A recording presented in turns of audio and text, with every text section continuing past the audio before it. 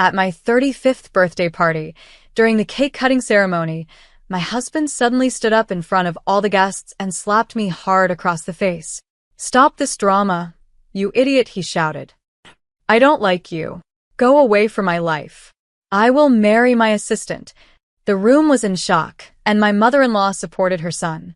I decided to seek revenge, and within a few days, they were both arrested.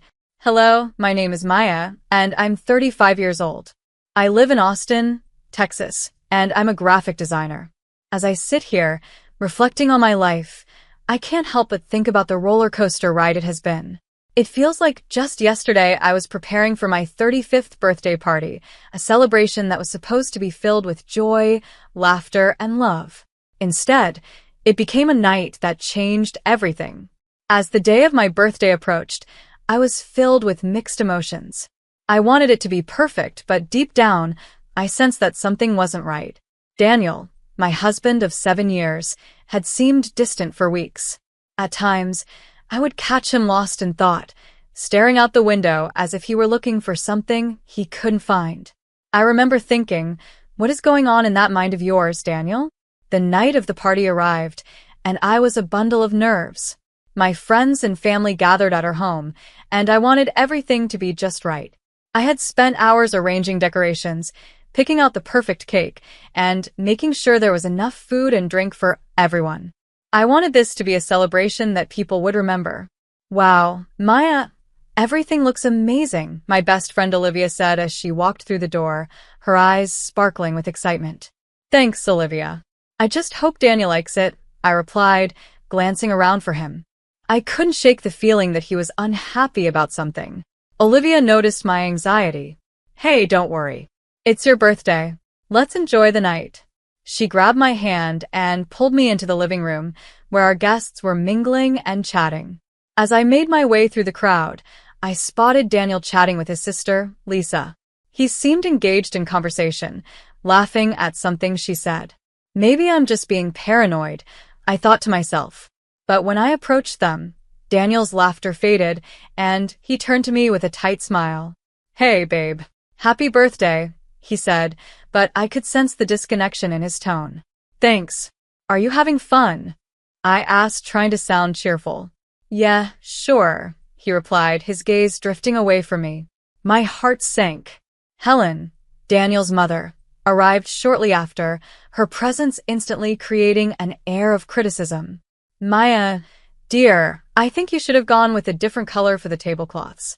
These just clash with everything," she said, her eyes scanning the room. I forced a smile. "I thought they added a nice touch, but thanks for the feedback, Helen." As the night went on, I tried to focus on the positive, but Daniel's distant demeanor and Helen's constant critiques were starting to weigh heavily on me. I made small talk with my parents, who were proud and excited to see me celebrate another year. "You've done such a great job, honey. We're so proud of you," my mother said, hugging me tightly. "Thanks, Mom. It means a lot," I replied, but my mind was still on Daniel. When it came time to cut the cake, I felt a surge of excitement. I could hear everyone's cheerful voices encouraging me. But then, just as I was about to slice into the beautiful creation, Helen interrupted. "Maya, dear, why don't we follow the family tradition? It's important to honor our customs." Feeling emboldened by the festive atmosphere and the support of my friends, I replied, "I appreciate that, Helen, but I'd like to do it my way tonight." At that moment, Daniel stood up abruptly. The laughter faded as he glared at me. "Stop this drama, Maya," he shouted, and I froze, feeling all eyes on me. "I don't like you anymore. Get out of my life. I'm going to marry my assistant." The words hit me like a punch to the gut. Silence enveloped the room, and I felt my cheeks burn with humiliation. I stood there, stunned, trying to process what had just happened. How could he say that in front of everyone? I looked at our friends, their faces a mix of shock and disbelief, and then at Helen, who merely nodded in agreement with Daniel. My heart raced as I turned and fled upstairs, tears streaming down my face. I felt like the walls were closing in on me. I collapsed onto my bed, unable to breathe. Moments later, I heard a soft knock on the door. "Maya, it's me, Olivia," she said gently, opening the door. She rushed to my side, wrapping her arms around me. Oh my God, are you okay? I can't believe he did that. I don't know what happened, Olivia. I thought we were happy, I sobbed, feeling the weight of betrayal crushing my spirit. Maya, listen to me. This isn't okay. You need to leave him. He has been controlling you for a long time now. This isn't just a one-time thing, Olivia said firmly, pulling back to look me in the eyes. As I processed her words, I began to realize that I had been ignoring the signs for far too long. I thought of all the moments when Daniel's jokes had cut too deep, when he had dismissed my feelings, and how I always felt like I was walking on eggshells around him. I can't just leave, I said, shaking my head. He's my husband. I love him, but does he love you? Olivia asked softly. You deserve so much better than this. Sitting in the darkness of my bedroom, I felt a flicker of something new, anger. I had been a victim for too long, and maybe it was time to reclaim my life. As I stared at my reflection in the mirror, I saw a woman who was tired of being treated like a doormat. I'm going to figure this out, I whispered, determination rising within me. I had to start planning my next move, and I knew it wouldn't be easy. As I wiped away my tears and gathered my thoughts, a plan began to form in my mind. I wouldn't let Daniel or Helen control my future any longer. I was ready to fight back, to expose the truth, and to reclaim my power. Little did I know, this was just the beginning of a journey that would lead me to self-discovery and empowerment. But first, I had to confront the darkness that surrounded me. In the days following that disastrous birthday party, my mind was a whirlwind of emotions. I was devastated, angry, and above all, determined. Daniel's words echoed in my head. I don't like you anymore. I'm going to marry my assistant. Those words felt like a dagger to my heart, but they also ignited a fire within me. I realized I had been living in a bubble, blinded by love, and it was time to face the harsh reality. Are you okay, Maya? Olivia asked when she came over a few days later. We sat in my living room, the remnants of the party still scattered around. I had tried to clean up, but the decorations felt like painful reminders of what had happened. I don't know, Liv, I admitted, feeling the weight of my situation. I keep replaying everything in my mind. I thought we had a good marriage. Olivia looked at me with empathy. Maya, sometimes the signs are there, but we choose to ignore them. You need to figure out what you really want. I want my life back, I said, my voice steady. I want to expose him for who he truly is. That's the spirit, she encouraged. But first, we need to gather some evidence. You can't just confront him without a plan. Over the next few days, I started paying closer attention to everything Daniel did. I meticulously noted his strange behavior and late-night phone calls. He had a habit of keeping his phone face down on the table, which was unusual for him. One night, I decided to stay up late and wait for him to come home from work. My heart raced as I heard the familiar sound of his key turning in the lock. Hey, Maya. You're still awake, he said, stepping into the living room, his expression unreadable. Yeah, just couldn't sleep, I replied, forcing a smile. How was your day? It was fine, he said, avoiding my gaze as he took off his shoes. I watched him, trying to gauge his mood, but the tension in the air was palpable. Daniel, can we talk about what happened at the party? I asked, my heart pounding. Do we have to? I thought we were past that, he replied dismissively, heading towards the kitchen. Past what? I pressed. You slapped me in front of our friends. That's not something we can just forget. He turned to face me, irritation flashing in his eyes. You know how my mother can be. You should have listened to her. Listen to her? Daniel, you were the one who humiliated me. I can't believe you would side with her after that, I said, my voice rising. Maybe you should take a look at yourself first, he shot back, storming off to the kitchen. I felt my heart sink. This wasn't going anywhere. As the days turned into a week, I continued my investigation. With Olivia and Lisa's help, I discovered that Daniel was seeing his assistant more frequently than I had realized. They would meet for coffee or dinner, and it all began to make sense. I felt a sickening knot in my stomach. One evening, while I was scrolling through social media, I noticed a picture of Daniel and his assistant, Mia, laughing together at a local restaurant. The caption read, "Date night with my favorite person. #blessed." I felt my blood run cold. They were having an affair, and I had been blind to it. "Liv, look at this," I said, showing Olivia the picture. Her eyes widened, and she quickly took a deep breath. "This confirms what we suspected. He's definitely cheating on you," Olivia said, anger flashing in her eyes. "You need to confront him." "I will," I replied, my voice firm. "But first, I need to gather more evidence. I can't let him twist the story around." With renewed determination, I decided to set up a meeting with a lawyer. I wanted to understand my options and prepare for what was to come. After researching local attorneys, I found one with a solid reputation. During the consultation, I explained my situation. "I suspect my husband is cheating on me and planning to take control of my finances," I told the lawyer, my heart racing as I laid everything bare. The lawyer listened carefully. "Gathering evidence will be crucial for any legal action. Document everything you can, including dates, conversations, and any financial discrepancies. This way, you'll be prepared to protect yourself." Feeling empowered, I returned home and started organizing everything I had learned. I collected text messages, emails, and even notes from conversations that had raised red flags. The pieces of the puzzle were coming together, and I could feel the strength building within me. One evening, I was sitting at the kitchen table, going through my notes when Daniel walked in. He looked surprised to see me still awake. "Working late?" he asked, a hint of sarcasm in his voice.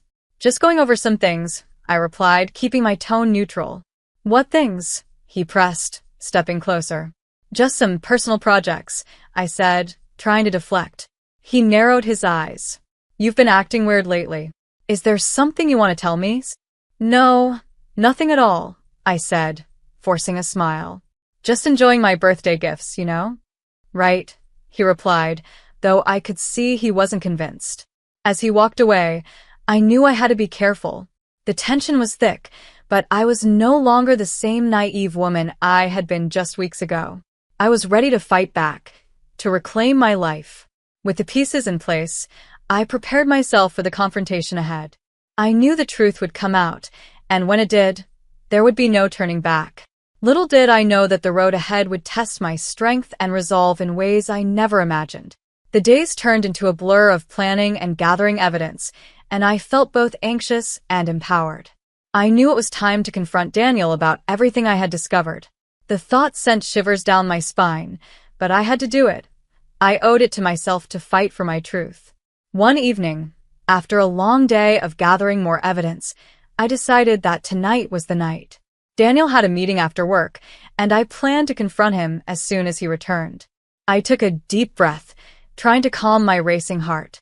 When he walked through the door, I was waiting for him in the living room. His expression turned from surprise to confusion when he saw my serious demeanor. "Maya?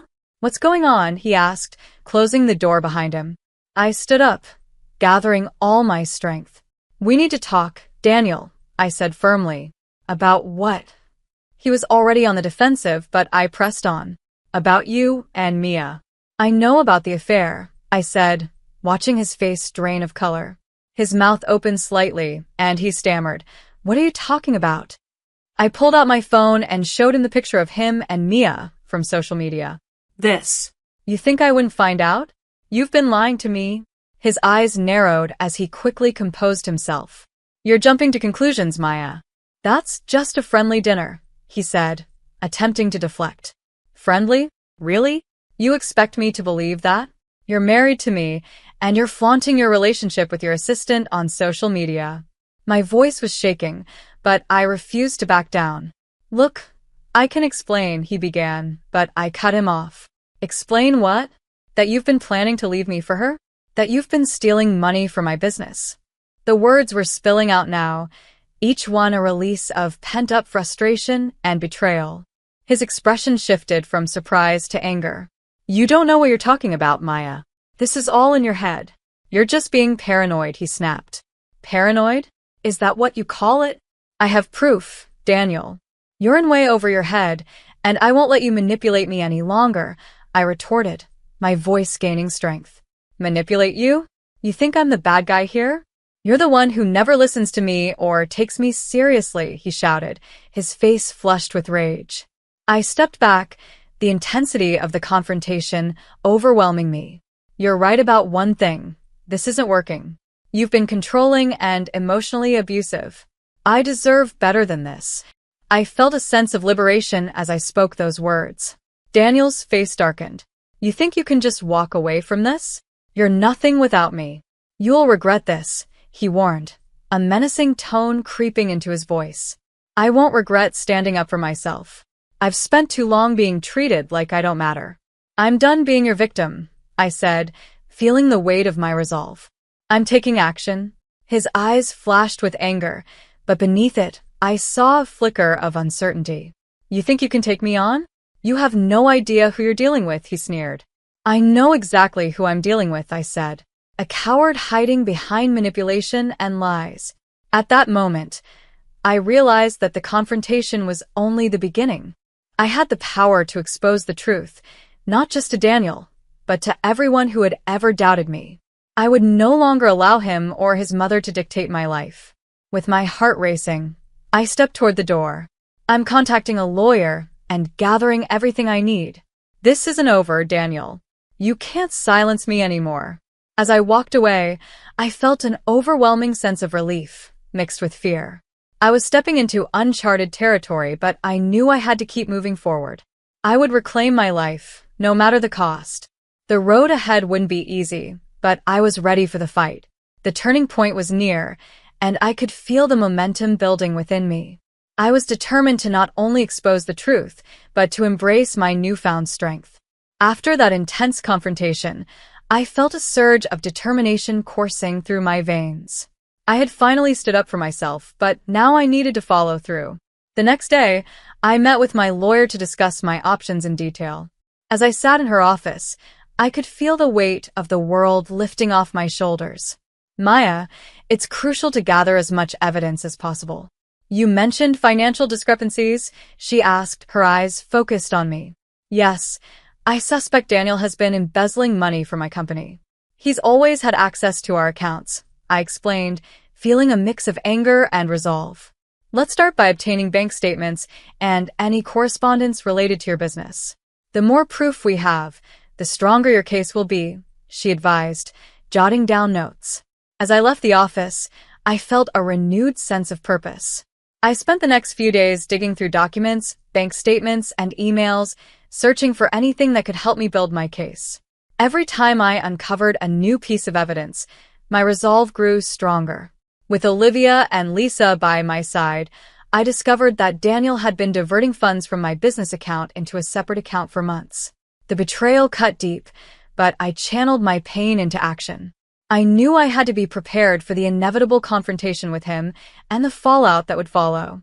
A week later, I received a call from my lawyer. Maya, we have enough evidence to proceed with filing for divorce and exposing Daniel's embezzlement. Are you ready for this? Absolutely, I replied, my voice steady. Let's do it. When the day finally arrived, I felt a mix of anxiety and excitement. It was time to face Daniel and reveal everything. I decided to invite him to our house, under the guise of wanting to talk things through. I knew it would be the perfect setting to unveil my plan. When Daniel arrived, he seemed surprised to see me sitting at the dining table, documents spread out before me. What's all this? He asked, his brows furrowing in confusion. I wanted to show you something important, I said, my heart racing. I've gathered evidence of your deceit and financial crimes. You can't run from this anymore. His expression shifted from confusion to panic. What are you talking about? He asked, his voice trembling. I have proof of the affair with Mia and the money you've been stealing from my company. You think I wouldn't find out? You've underestimated me. Daniel, I said, the weight of the words giving me strength. He stood up, his face flushed with anger. You think this will end well for you? You're making a big mistake, he hissed. Maybe it's a mistake to have ever trusted you, I replied, feeling empowered. I won't let you control my life any longer. You're going to face the consequences of your actions. Just then, there was a knock at the door. It was my lawyer and a couple of officers. Daniel Thompson, you are under arrest for embezzlement and domestic abuse, one of the officers announced, stepping inside. Daniel's face turned white as he realized the trap I had set for him. "You can't do this," he shouted, but it was too late. As the officers cuffed him, I felt a sense of liberation wash over me. For the first time, I was no longer the victim. I was reclaiming my life. After they took him away, I felt a wave of relief, mixed with disbelief. I had done it. I had stood up for myself and exposed the truth. The darkness that had overshadowed my life for so long was finally lifting. In the weeks that followed, I focused on rebuilding my life. I poured my energy into my work and surrounded myself with supportive friends and family. I felt stronger, more independent, and ready to embrace my future. One evening, as I was working late in my studio, I paused to reflect on everything that had happened. I realized I had come full circle. I had faced my demons and emerged victorious. The road had been difficult, but I had found my voice and my strength. As I looked out the window at the setting sun, I felt a sense of peace. I was ready to write my own story, free from the shadows of the past. I knew that the journey of self-discovery had just begun, and I was excited to see where it would lead me next. I had learned that true empowerment comes from within, and I was finally ready to embrace my life on my own terms.